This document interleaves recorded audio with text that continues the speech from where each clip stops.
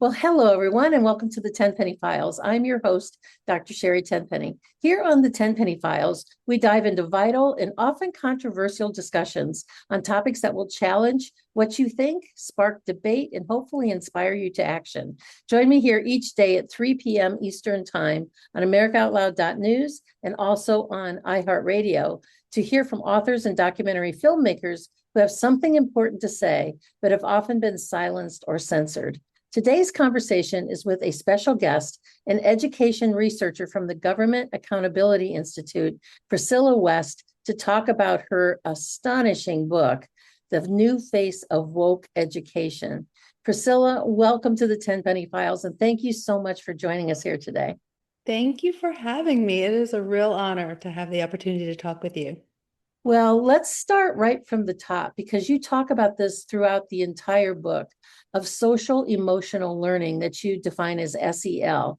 What is social emotional learning and how does that differ from DEI, diversity, equity, and inclusion?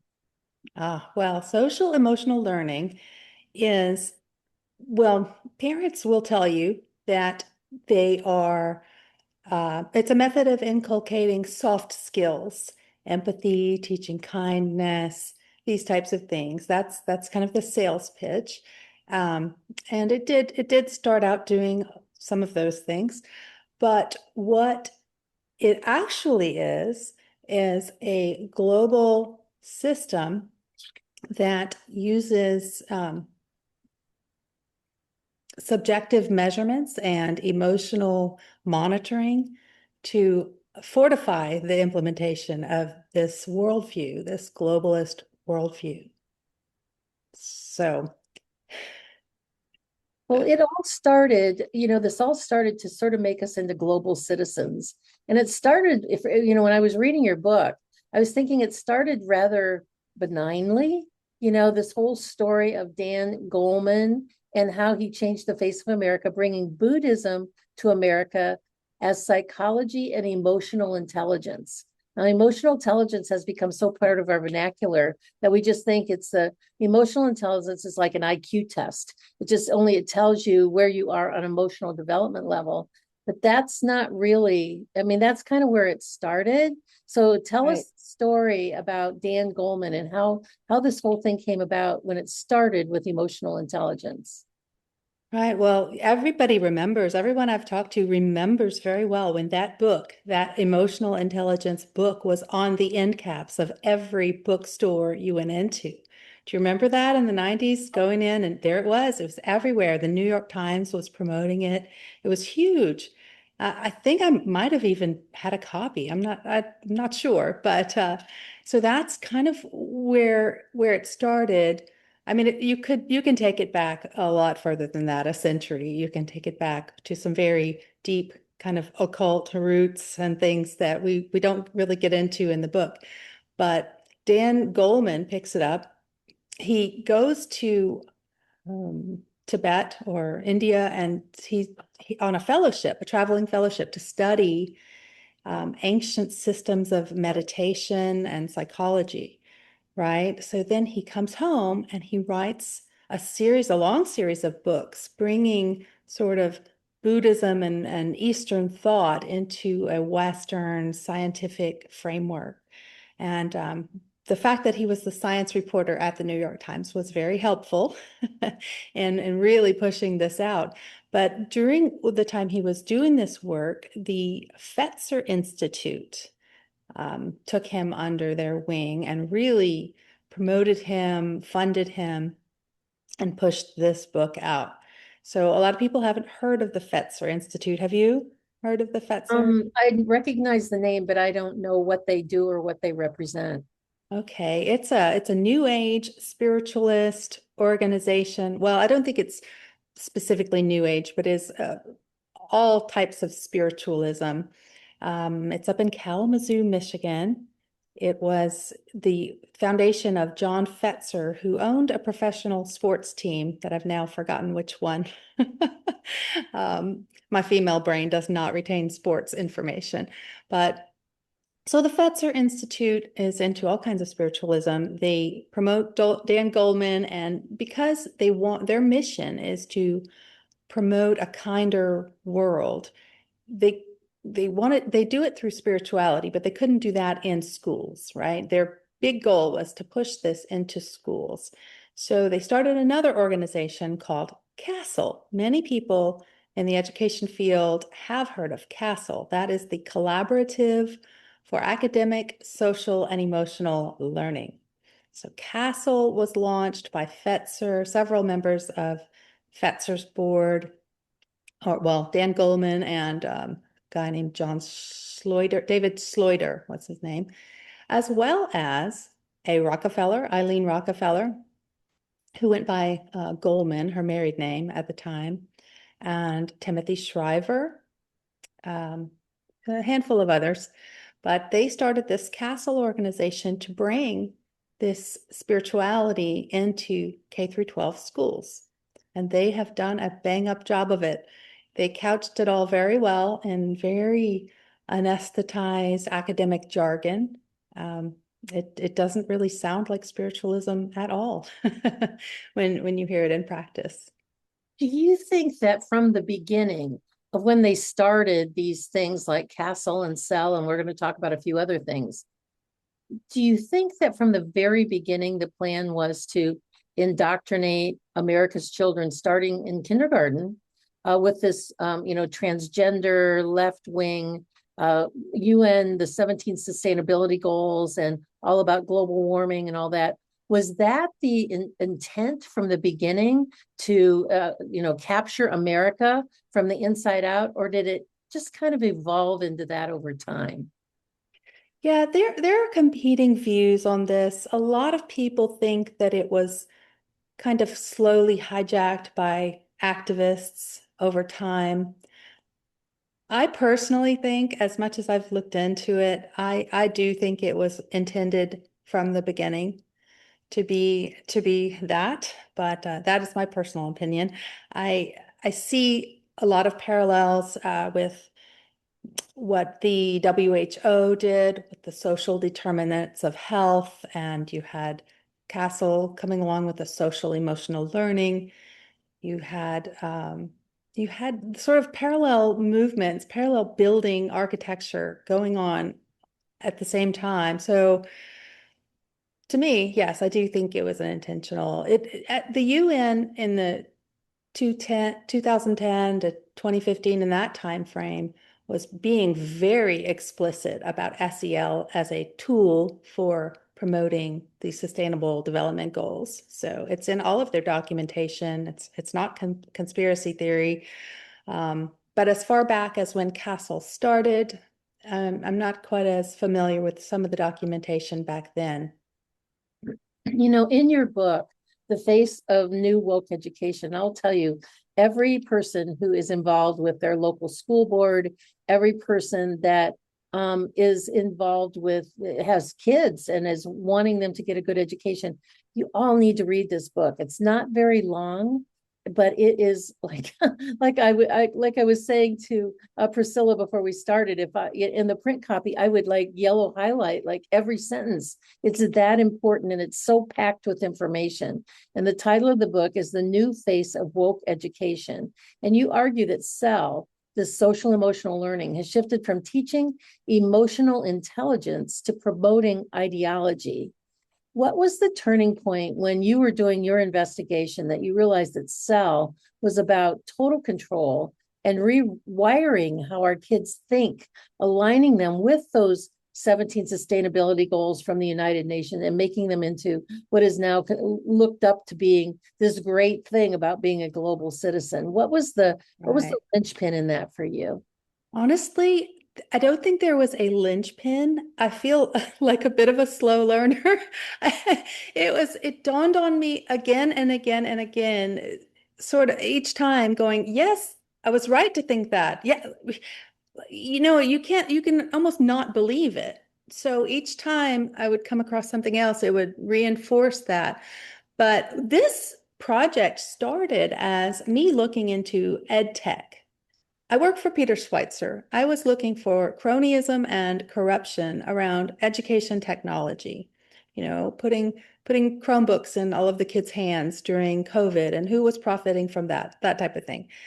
So looking into the ed tech had me necessarily looking into how are children assessed by computers, by digital learning platforms. So you're looking at assessments, then you're looking at what exactly is being assessed. So it sort of expanded to me looking into student data privacy, which again, at first I was thinking along the lines of your selling their information to marketers, that type of thing. Oh, they're being marketed to by these corporations who have all their private data. But once again, that expanded into, okay, we're assessing children on specific markers. These markers are going to be outlined by the curricula, by the learning frameworks. So this is kind of when it really started to turn for me. I start looking into learning frameworks, and there are millions of them. They are created a lot of times by NGOs like Castle. They'll create a framework and push it out and put a lot of funding behind it. And then eventually states, governments, and things will adopt the framework. And so you have digital technology tracking the markers that are indicated in the framework, whatever framework your school or your district is using or your state has adopted, right? So all the curricula produced by all of the companies are targeting these particular metrics as outlined by the learning framework in use. So for Florida, we have our own. California has a different one. But so then when you start looking at the frameworks, I'm an engineer by degree, and I started to look at these frameworks and I kept shaking my head going, why is there so much psychological assessment or, soft skills assessment in these frameworks? It's all mixed together with the academics. You've got empathy, and some of the frameworks had really crazy things that got my attention, like what's her name? Mackenzie Scott, Mark Zuckerberg. A lot of these guys have education frameworks, and one of them had something called zest as a metric. They're measuring your child's zest. You see a lot of resiliency and things that are being measured, and you think, how are they? What is this metric? What is your resiliency score? So then when you start looking after framework after framework after framework, and they all have these same things, and they all trace back to Castle and Castle's SEL framework. There are a few other SEL frameworks. There are a lot of other ones now, but they're mostly all aligned to Castle. So it's a really huge web that Castle has spun, and it's got, fibers going into every type of schooling, every type of education. They are all assessing these markers that, tracking resiliency or perseverance alongside mathematics skills or reading skills. It just seemed really strange to me, but it was so widely accepted. No one seemed to be thinking a lot about it. And I don't think that people really understand how pervasive this is. I think that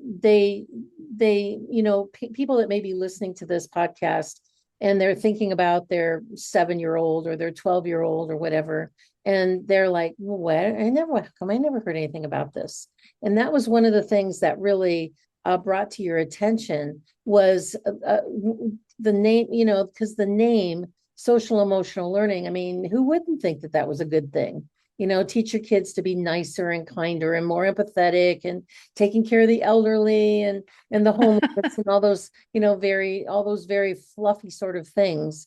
But when the 2020 lockdown sent kids to their lessons to home, parents were faced with the stunning reality of what SEL, social emotional learning, was really about. What do you want parents to understand about what ideology dominates classrooms today? well, during that time when, I'm a member of Moms for Liberty as well. And in that capacity, We were starting a chapter. We were realizing all of us had kids at home, yes, and we were seeing on the screens what they were learning. We were realizing, oh my gosh, this is really terrible leftist indoctrination. So my focus on SEL in the first couple of years that I knew about it was that how are they indoctrinating? What exactly is the worldview they're inculcating? And it was, you know, climate climate anxiety and the gender ideology and the critical race theory, all of these things, right? So that was the big focus, and that was all I knew of SEL for several years, was that it was indoctrinating children. It wasn't until I started looking into the ed tech and the frameworks and the curricula and all of that that I realized that there's a whole deeper layer to SEL, which is the data harvesting, the tracking, the emotional monitoring. I mean, it's mind blowing. You know, really, are they really doing this? Yes, they are. They really are. I want to just skim a little bit of this one section in your book where you talk about charter schools, because I think that most parents would think, the Montessori schools and charter schools, that they're a level up above, just regular education, government education. But Some of them are. the charter school networks use cloud infrastructure in this manner, and they include KIP, Knowledge is to Power, that tracks SEL data on more than 190,000 students in 278 schools. IDEA, individuals dedicated to the excellence of achievement. Network broadcasts daily SEL videos to 87,000 students in 145 schools. There's the XQ Super School Network, founded by Lauren Powell Jobs, Steve Jobs' wife, and former Obama official Reslan Ali, that this framework not only looks for knowledge, but academic skill and outcome and social emotional skills. Summit Schools, that looks at data of more than 4,000 students in California and Washington, started by Chan Zuckerberg, Zuckerberg's wife. And then you think that it's going to be just fine if you go into more of a technical school, technical learning to learn how to be an electrician or a plumber. But no, SEL is woven into those skill sets and everything too. And I just wanted to read that one little section out of your book, because it gives just a glimpse of how pervasive this is in all levels of education. K through 12, and of course college. We all know how left leaning and all that stuff is that's happening there. But this is in trade schools, it's in elementary schools, it's tracked everywhere by video. They do their homework, it goes up into the cloud, they harvest that data, then they can sell that data, make their programs tighter and more directed into the place where they want them to go. I just found your book just to be jaw-dropping, and I don't even have kids, and I found it to be absolutely jaw-dropping, and so very important to let parents know that this is going on. It's just everywhere. It's just absolutely everywhere. Well, they've been at this for 30 years, over 30 years now, since Castle was launched. And they knew that they couldn't just go after the children. They knew that it had to become, they call it systemic SEL. They have achieved their stated goal now of making it systemic. They had to get the teachers first. They've expanded it out through the community. SEL is layered into not just school, but before school care, after school care, summer camps, the YMCA, scouting. It is in all kinds of extracurriculars you would never suspect. There are drumming clubs that incorporate SEL. There's one called Girls on the Run that a lot of people have heard of. It's a girls running club that incorporates SEL. It is absolutely pervasive. Did I say scouting? Yes, it's boys club, girls club.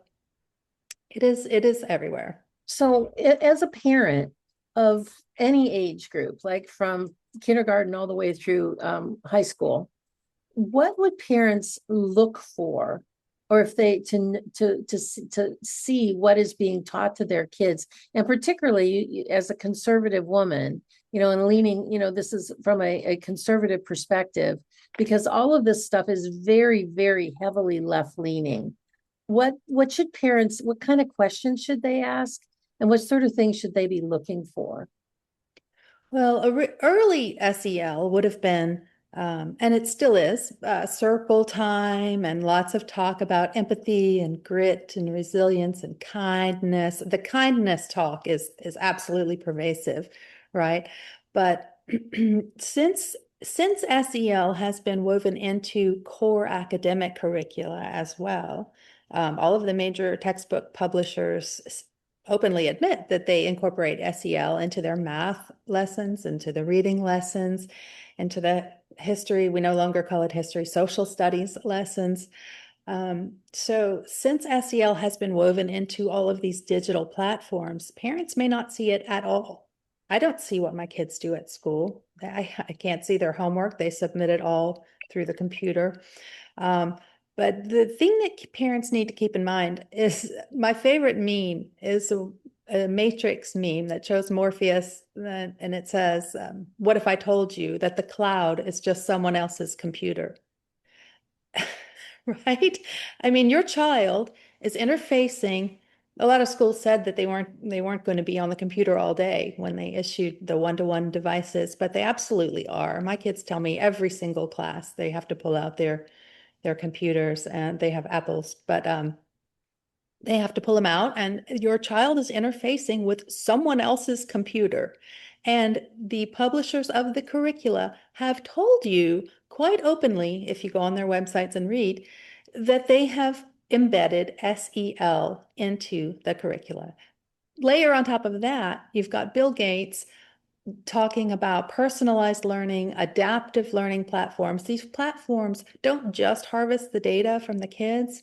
They, as you alluded to a minute ago, they use the child's answers to tweak and to nudge and to push towards the correct worldview, right? So we've had governments, the UK government was talking 10, 15 years ago about their nudge units that they have deployed.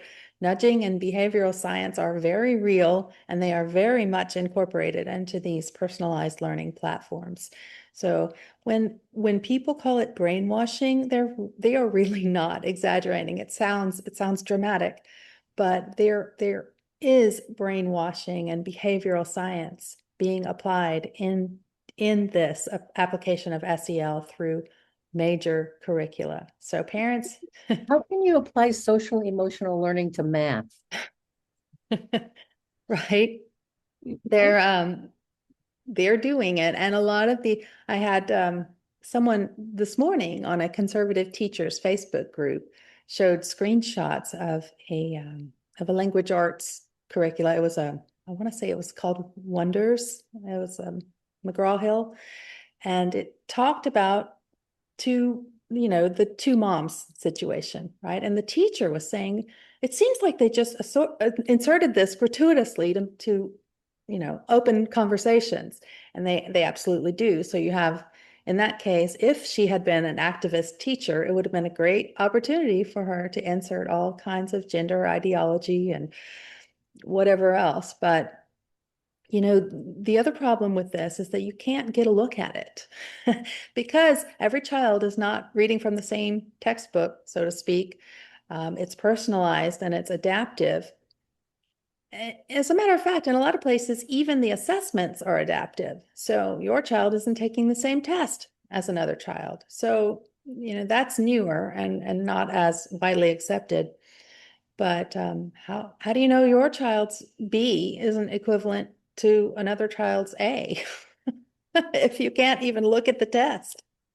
Yeah, and that was another thing that has been started. It was another interview that I was doing that was talking about even at the medical school level, they have gone to pass fail at the medical now. And I think there's only 9 medical schools left in the country that still grade as an A, B, C, D, E. All the rest of them are pass fail. And I'm I thinking had no about, idea. as a physician myself, how competitive it is to get into medical school. You're competing in high school and college and MCATs, and you're getting all these scores, and it's all a competitive thing. And then suddenly you don't have to compete anymore. I mean, what does that kind of psychologically do to you? And then it's like, well, how do they measure a person's performance to get them into a residency program if they don't have any academic scores to know if they got an A or an F on a particular thing? So I think that's another sensitivity, emotional learning thing that they're moving towards. Are they doing that in high school and K through 12 also?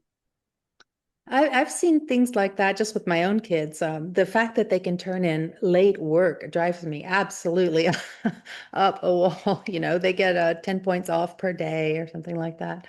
Um, but yes, they are doing I've heard a lot of school districts doing either pass fail or I can't, it's escaping me what they call it, where they can go in and retake the test. It has a specific name where kids can go in after the fact and bring their grade up, even though they weren't prepared for the test the first time, basically retaking tests, but it has a fancy name that doesn't send up red flags when you hear it. No wonder that these Z gens, the rolling out of the youngest generations are having a difficult time finding jobs, that their boss is a baby boomer that expects you to show up on time, finish what you start, say prepared, you do it prepared, do all these different things. Oh my goodness, this is a really staggering amount of information. And at this point in time, we're going to take a quick break. So hold on to that thought. We have a whole lot more to talk about in this book that you have. We're going to take a short break for AmericaOutloud.news. America Out Loud Talk Radio plays the Tenpenny Files on iHeartRadio Network daily at 3 p.m. Eastern Time. You can also listen to it anywhere in the world on AmericaOutloud.news, their media player off of their website. You will also hear this played on iHeartRadio. If you've missed any of these great conversations, you can find the Tenpenny Files on Spotify, Pandora, Apple, TuneIn, iHeart Virtual Studio, and on my platforms at drtenpenny.com and drtenpenny.substack.com. Because there's so many great books and so many documentaries, we have so little time to read all these things and to watch all these great films. This show is meant to maximize your time and jumpstart your interest, that you'll get a glimpse into many, many books and many, many films that maybe you hadn't even known about, or that you've always wanted to know about and never had the time. So with that, we're going to take a great message from our sponsors. They are what keep the Tenpenny Files on the air, and also America Out Loud. Sit tight. We will be right back. There is more to come. Zeolite is a detox spray. We work specifically with a company called Touchstone Essentials. They are an incredible company. We've been working with them now for several years. And zeolite is a mineral that goes through your body like a one-way basket. It will clean out heavy metals such as arsenic and mercury, aluminum, cadmium, and it hooks onto those metals from a one-way perspective. So once it's bound, it goes out through your urine or your stools and doesn't get redeposited in other places. Everybody needs to have a detox product in their life, and this one is so easy to use and it's so safe. You can take it when you're pregnant, you can take it when you're nursing, you can give it to little children, you can even give it to infants, and quite frankly, I give it to my dog. I actually put a little bit of the zeolite in his water, because until we all stop living in a toxic world, we all need to get some of those extra toxicities out, the heavy metals, the persistent organic pollutants, the things that are floating through the air, the different things that we come in touch with in our environment. And we are a big fan of zeolite from Touchstone Essentials. We've been a big fan of their products for several years. Go to drtenpenny.com/detox to get your first bottle of zeolite spray for $50 off. Well, only when the government bows to the people will America become great again. This is Malcolm Out Loud here. Join me in pushing back against censorship, my fellow Americans. Right at the top of AmericaOutloud.news are the words: many voices, one freedom, united in the First Amendment. Now is our time, my fellow Americans. AmericaOutloud.news, liberty and justice for all.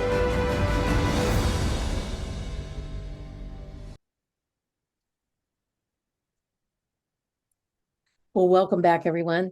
Today, we're talking with Priscilla West about her book, The New Face of Woke Education. For those of you who just joined us and may have missed the first part of our conversation, let me tell you a little bit more about Priscilla West. Priscilla is a native of Southern Louisiana. She earned her degree in chemical engineering from LSU and began her career in oil refineries and international trading from Louisiana to Oklahoma to Venezuela and Barbados before launching her own oil brokerage, facilitating petroleum cargo trades throughout the Atlantic basin. She then became an education researcher with the Government Accountability Institute, but 12 years ago, she moved her family to Tallahassee, Florida, where she became a full-time mom to now 12-year-old twins. You know, one of the things about this SEL and this castle, some educations would argue with you, Priscilla, that SEL is essential for improving academic performance and that it's really doing great things for students. How can they possibly make those claims?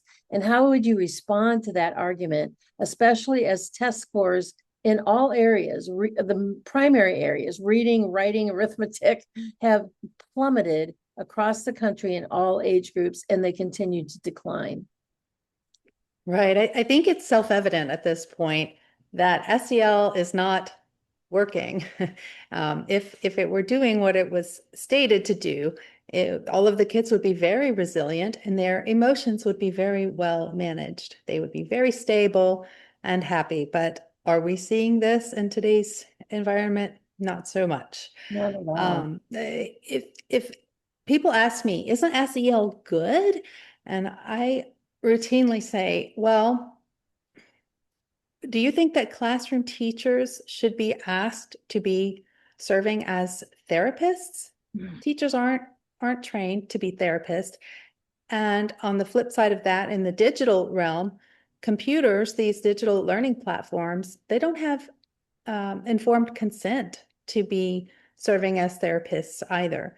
So I don't think it's the role of schools or teachers or digital learning platforms to be providing therapy for children. So if we back way up to the beginning of all this, you know, should we be reconsidering that perhaps soft skills and emotional skills shouldn't be taught by schools at all, right? You know, you're supposed to be in schools to learn the basics of reading, writing, and arithmetic, right? And our reading skills, I mean, so many things that studies I've read and people I've talked to, that kids are graduating from high school with like fourth grade reading capabilities. And so that's, you know, that is also linked with the whole issue of Common Core, that Right. SEL got involved with all the Common Core issues about math and reading and all that. How did that come about? Well, SEL was built into Common Core. While we were all looking at Common Core and how the crazy ways that they were teaching math and the removal of phonics, explicit phonics instruction, all of these things that we knew were a problem, they were building the data systems that underpin all of this. So SEL metrics and all of this assessment that they're doing were built into the standards, and it was built into the data systems.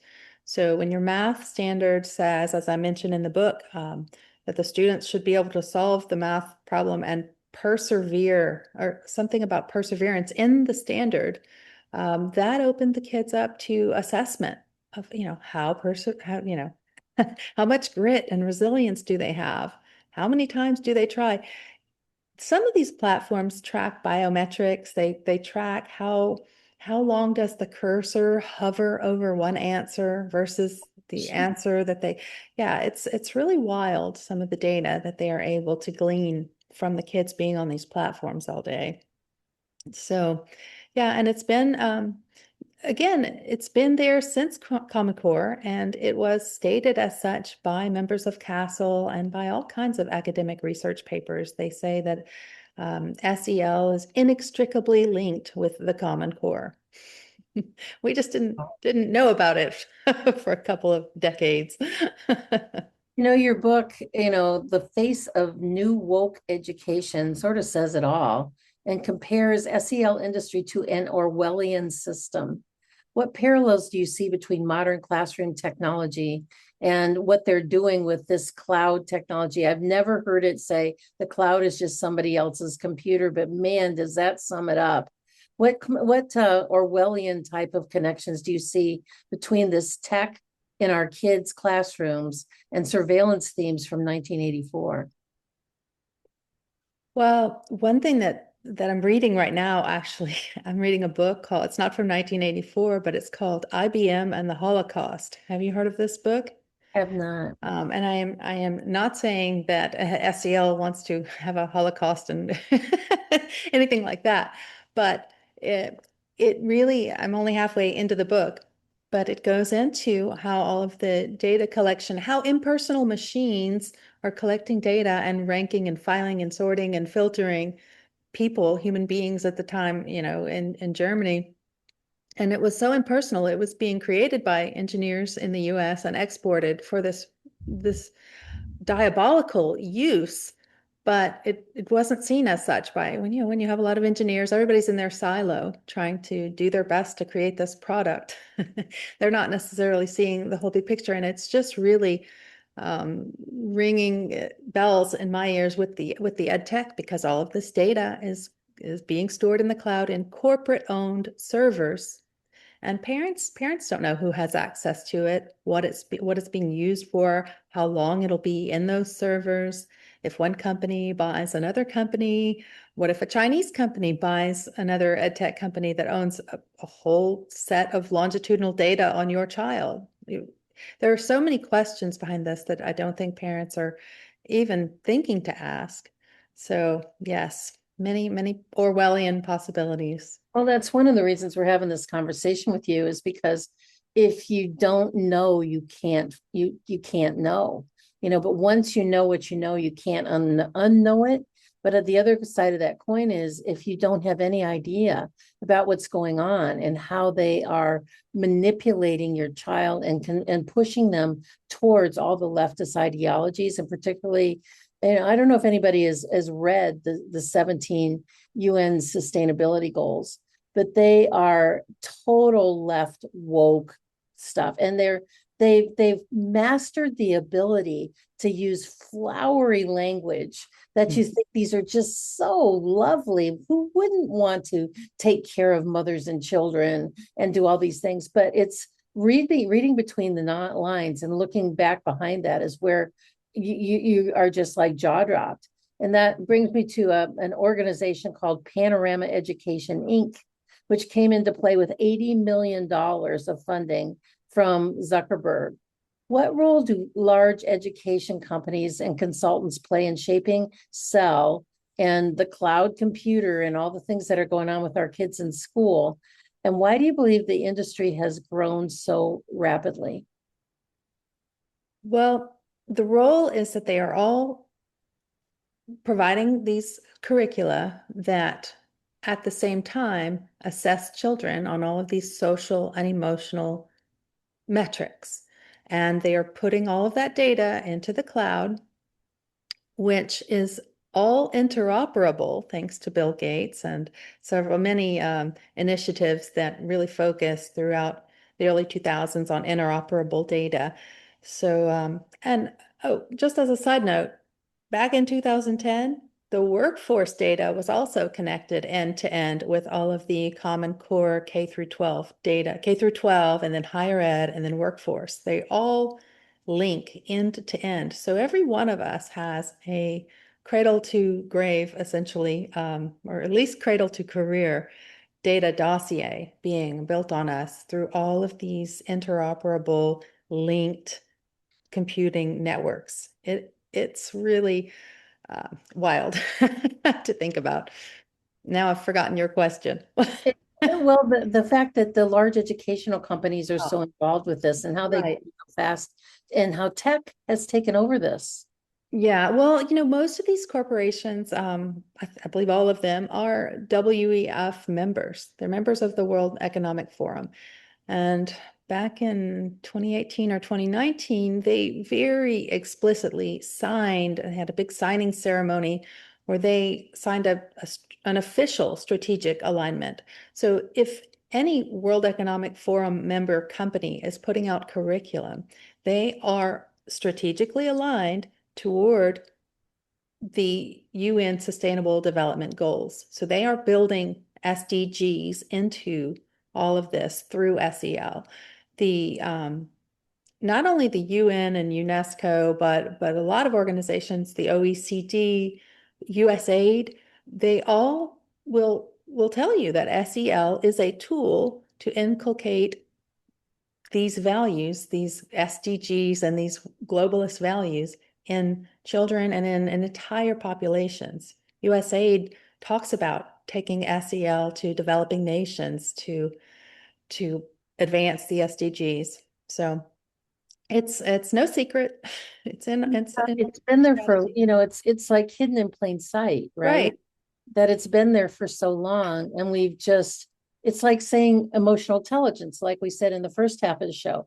When you talk about emotional intelligence, at least, from my mind, I would think it just kind of values, how well you interface with people, and are you evolved enough that an altercation doesn't turn into a fist fight, and those sorts of things.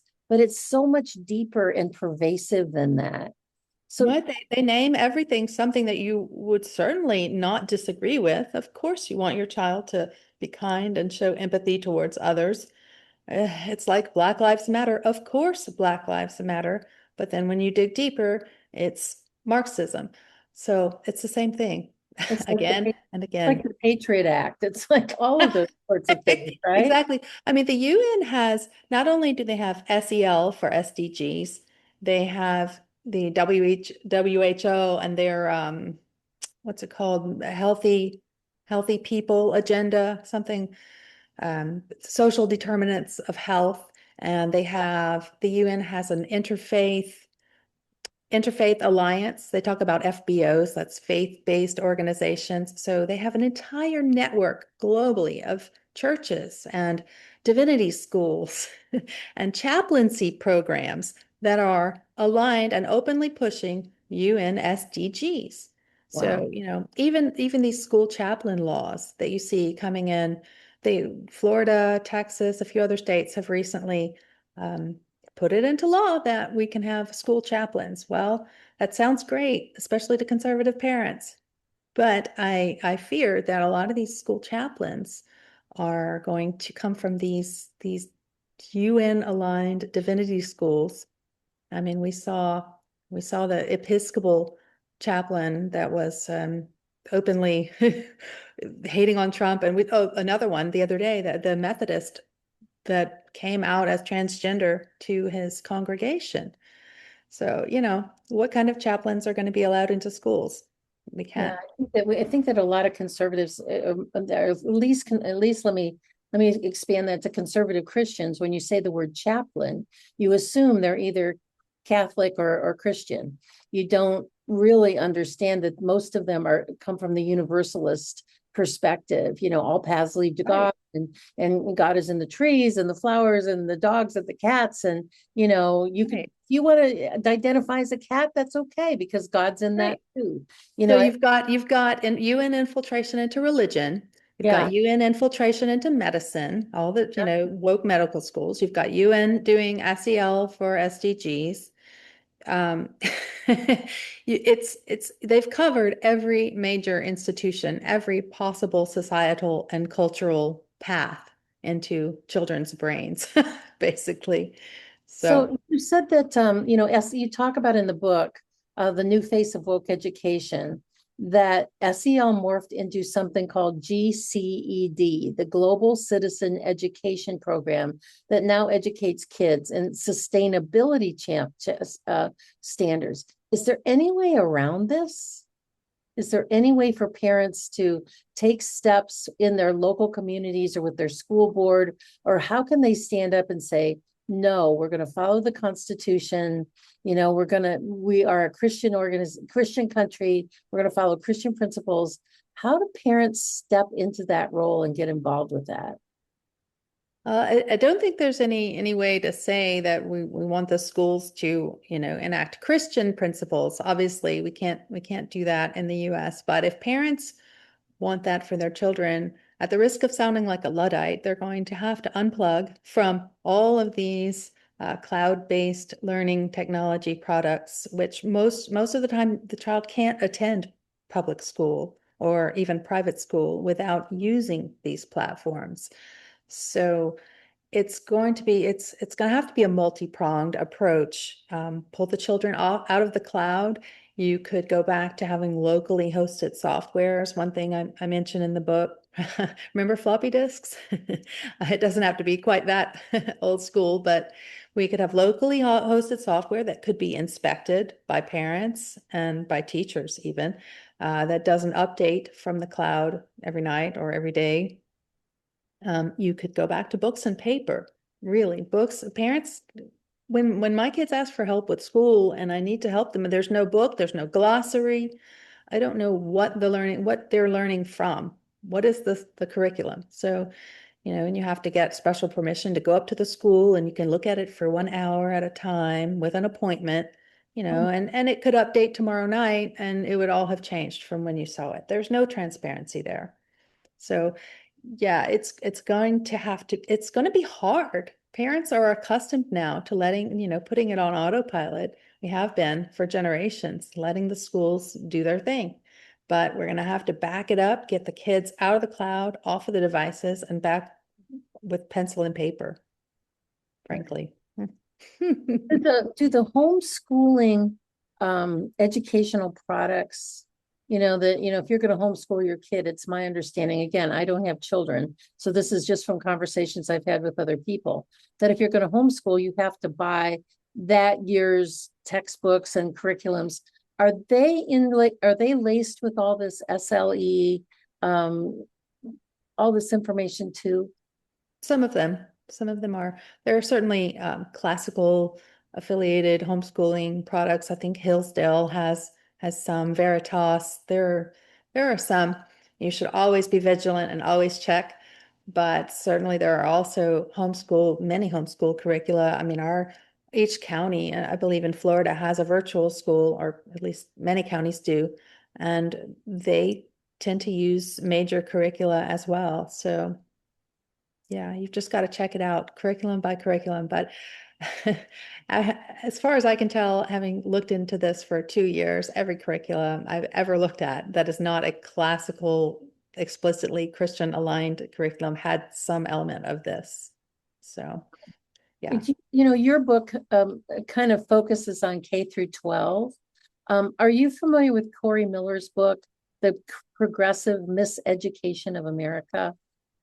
I've talked to him multiple times. His book is about college and about pretty much how these same sort of the woke education. The title of the book is The Progressive Miseducation of America, which goes right into your book, The New Face of Woke Education. The two of you would have a lot to talk about. Yeah, Charlie Kirk wrote a book, The College Scam, as well, that had a lot to do with that. But one of your guests, I saw an episode it was recent. His name was Daniel Terry, I think. He was a philosopher that you had on, and he was talking about relativism versus realism. Do you remember what was Yes, yes. Oh, don't names are not happy, not happy bedfellows. Let me tell you that. That episode really, that's the underpinning of all of this. Western civilization, Western thought, the fact that truth comes before power, reason and truth. That's what education has to be based on. If education is not aligned to the pursuit of truth, equipping children with all of the skills they need to pursue objective truth, the opposite of that is this sort of globalist, new age spiritualism, relativism, and the foundations begin to crumble when we are not pursuing truth in education. So that's really the philosophical battlefield underpinning all of this. Yeah, absolutely. Well, where do they best find your book, Priscilla, The New the new face of woke education. I've been talking about your book ever since I booked you on the show and got a copy of your book and been reading it. I've been telling everybody about it. I have a really good friend whose wife is on the local school board, and he went out and bought the book and as all these things, because it's so important. If you don't know these things, you just lollygag along and think that everything is just okay. Where do they find your book, and how can parents get involved in this fight? Well, you can find the book at Encounter Books or on Amazon. Most of us have our Amazon account steaming about now, Christmas time. So it's there.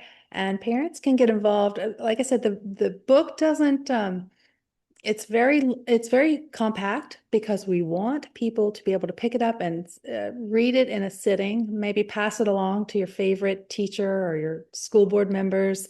Parents can get involved by sharing this information. The first step in fixing this problem is absolutely recognizing that we have a problem. Yeah. Well said. They've couched it all in very academic language, and we need to see it first. It is a little difficult to see. And when you get young teachers who are rolling out of these woke institutions and woke colleges that Corey Miller talks about in his book, I mean, parents nowadays with young children, I see, a lot of friends and that are having grandkids and things like that. And, I just look at those young little lives and think what they're going to be up against, growing up in America. And I think it's more important for parents to get solid in their beliefs and understand that child born to you, a gift from God, and from the time they're born, you've got 5 years now to get educated on what kind of education you want your children to have, and to learn about this new woke education, I think is really, really important, because you can start when your baby's just 3, 4, 6, 12 months old, thinking about their future and what and learning about what the educational system is about, and making your choices of if that's something you want your children to be exposed to or not. So Priscilla West, it's just been a delight. I've been so looking forward to this conversation, because I knew that this would really rock it with a lot of people, and it makes such an important difference to all sorts of people. So with that, I want to close out with one of my favorite verses from the Bible. I close all my podcasts with, whether they are live or pre-recorded, which is Romans 12:12. Rejoice in hope, be patient in trouble, and be persistent in prayer, because God tells us to pray without ceasing. Remember to lean into God, trust him for everything. He will not let you down. We'll see you the next time at 3 p.m. Eastern, Monday through Friday, right here on AmericaOutloud.news or on the iHeartRadio station. You can also listen anywhere on AmericaOutloud.news media player, anywhere in the world. You can find our shows on your favorite podcast platforms. And if you want to know more about me and learn more about the things that we do, you can go to drtenpenny.com, where you can also find my book, which is called Zero Accountability in a Failed System. Please sign up for our email alerts. We send out 2 emails a week. We also have a Saturday Substack, which is called Eye on the Evidence, and Sunday Substack, which is tenpennywalkwithgod.substack.com. So until we see you again the next time, have a great rest of your day, a great week. Goodbye and God bless.